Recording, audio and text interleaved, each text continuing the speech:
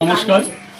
4 তারিখের পরে যে আমি মন্দির আমাদের এই নর্মদা শিব মন্দিরের সামনে যে খাওয়া দাওয়া করেছিলাম, হিন্দু সনাতনী ধর্মদের যে আঘাত আমি দিয়েছি তার জানি কোনো ক্ষমা হয় না।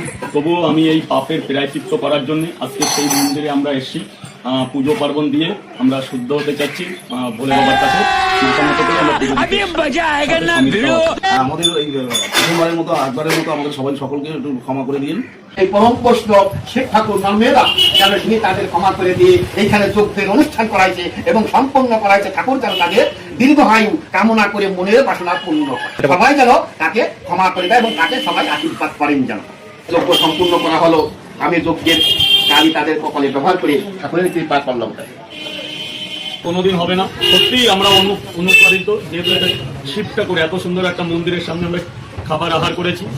সমস্ত ভারতবাসীর জাতির উদ্দেশ্যে আমি আবারও ক্ষমা প্রার্থনা করলাম। আমি এত সুন্দরভাবে পুজো পার্বণ দিয়ে হোমযজ্ঞের মাধ্যমে আমি সবার কাছে ক্ষমা প্রার্থনা চেলাম। আপনারা আমাকে ক্ষমা করবেন।